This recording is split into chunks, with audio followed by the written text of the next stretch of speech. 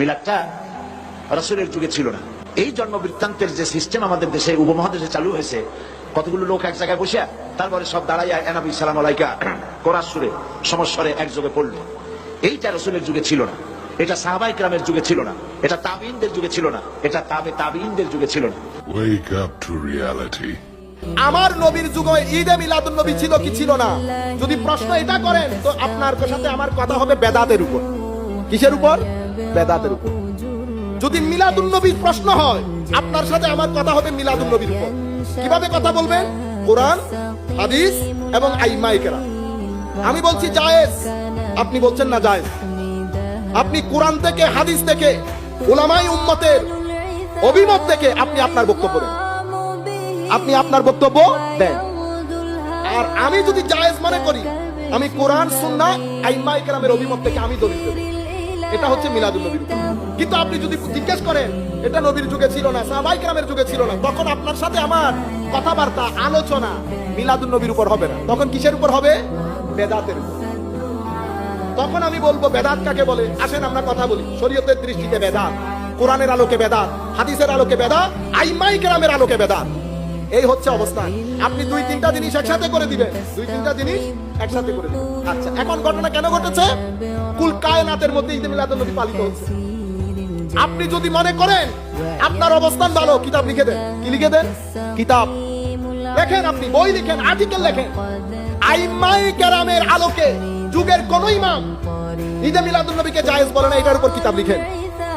এটা শাইখুল ইসলাম, আমার শ্রদ্ধাভাজন উস্তাদ প্রফেসর ডক্টর মোহাম্মদ তাহেরুল কাদরী 1200 পেজের ঈদে মিলাদুন নবী। কয় পেজ? 1200 পেজের। এই কিতাবের মধ্যে জালালউদ্দিন সুয়ুতির কিতাবের টেক্সটও আছে।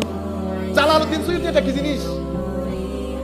এটা যুগের মধ্যে আমার নবীর উম্মতের মধ্যে যদি আপনি 1300, 1400, 1500 বছরের মধ্যে 50-100 জন আলেমকে একসাথে করেন, Jalaluddin Suyuti will be one of them. Such an astounding, stupendous, amazing and such a renowned scholar of the Ummah Muslimah. আপনি such an scholar, আপনি তাকে আন্ডারস্টিমেট করুন। আচ্ছা, উনি বা মিশরের মানুষ, আপনি চিনতেছেন না। শাহ আব্দুল হক মুহাদ্দিস দেহলভী, কুল কায়নাতের মুহাদ্দিসদের ইমাম। আপনি আগে তার লগে ফাইট করেন। কার সাথে ফাইট করেন? তার সাথে। বুঝে আসে না? শাহ ওয়ালিউল্লাহ মুহাদ্দিস দেহলভী এশিয়া মহাদেশের মধ্যে গত 1500 বছরে যতজন আলেম উঠেছে, তার মধ্যে যদি 10 জনকে বেছে নেন, Shah Waliullah will be one of them. শাইখুল ইসলাম বলা হতো, এত বড় আলেম। উনি বলছেন হেরেম শরীফের ঈদে মিলাদুন নবীর মজলিসে আমি নিজে উপস্থিত ছিলাম। আমি দেখলাম একটা নূর পুরা মাহফিলকে ঘিরে ফেলেছে। আপনি বলেন যে এটা না, হাদিসের রাসূলের ব্যাখ্যা আইম্মায়ে কেরাম এটা করে নাই, শাহ ওয়ালিউল্লাহ এটা বলে নাই, শাহ আব্দুল হক এটা বলে নাই, হাজী আমদাদুল্লাহ বলে নাই, আশরাফ আলী তানভী বলে নাই, শাহ আবু শামা বলে নাই, ইবনে হাজার আসকালানি বলে নাই, ইমাম সাহাবী বলে নাই, জালালউদ্দিন সুয়ুতি বলে নাই। আপনি বলে দেখেন। আমরা আজকের পর থেকে ইনশাআল্লাহ কোরআনের আলোকে, হাদিসের আলোকে, আইম্মায়ে কেরামের আলোকে, অতঃপর বেদাত, কোরআনের আলোকে, হাদিসের আলোকে, আইম্মায়ে কেরামের আলোকে দোয়া করবেন আল্লাহ রাব্বুল আলামিন যেন আমাদেরকে ভরপুর তৌফিক দান করেন। আমি আপনাদেরকে বলছি এবং সবাইকে বলছি, আপনি আগে সিদ্ধান্ত নেন কথা কিসের উপর হবে। মিলাদুন নবীর উপর আপনি বক্তব্য দেন, আপনি লিখেন, আপনি ধারাবাহিকভাবে কোরআনের আলোকে, হাদিসের আলোকে, আইম্মায়ে কেরামের অভিমতের আলোকে বলেন। কিন্তু আপনি যদি বলেন নবীর যুগে ছিল না, তাহলে এটা বেদাতের দিকে চলে যাবে। তখন আপনি বেদাত নিয়ে কথা বলেন। আমি হুজুরদেরকে, আলেমদেরকে বলবো, বিশেষ করে যারা শুনবেন, এটা আপনাদের অবস্থান ক্লিয়ার করে, আপনার অবস্থান ক্লিয়ার করে, জায়গা ক্লিয়ার করে দেন। আমি আপনার সাথে কথা বলবো এই উসুলের ভিত্তিতে, এই মূলনীতির ভিত্তিতে। যাই হোক, আমার নবী উহুদ পাহাড়ের মধ্যে মারেফত আছে কি নাই? চিনছে তো আমার নবীকে? আচ্ছা, খেজুর গাছের শুষ্ক ডাল আছে না? বা শুষ্ক ডাল যেটার উপর হেলান দিয়ে আমার নবী তাকরীর করতেন জুমা, এটাকে সরিয়ে কোণার মধ্যে দেওয়া হয়েছে।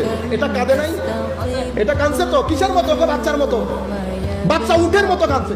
অন্য রাওয়ায়াতের মধ্যে বাচ্চার মতো। আমার নবী কুলে তুলে শান্ত করেছে যেভাবে মা তার শিশুকে শান্ত করে। আপনি কোন নবীর শানে কথা বলতেছেন? এটা আমার নবীর শানে মাহবুবিয়্যাত। আপনি আমার নবী আল্লাহর বান্দা, এটা সবাই জানে, এটা আমিও জানি, আপনিও জানেন, কুল কায়নাত জানে। কিন্তু আমার নবী, আমার নবীর প্রতি আল্লাহর যে মাহবুবিয়ত, আমার নবী যে আল্লাহর হাবিব, সেই হাবিবকে আমার আল্লাহ গুরুত্ব কতটুকু দিয়েছেন একবার চিন্তা করবেন না? একবার দেখবেন না?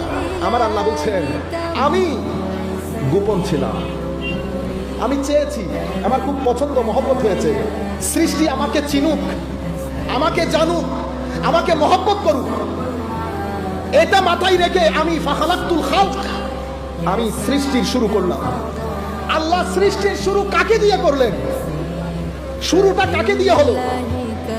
পুরা রেওয়ায়ত, আমি আজকে ছিল সাবজেক্টটা, পুরা রেওয়ায়ত যদি একসাথে করেন আমরা নির্দ্বিধায় জানতে পারি যে আল্লাহ যখন চেয়েছেন, মহব্বত করেছেন সৃষ্টি করা, সর্বপ্রথম আল্লাহ আমার নবীর নূর সৃষ্টি করেছেন। কেন? যেন আল্লাহকে চিনেন, আল্লাহর প্রতি মহব্বত করেন।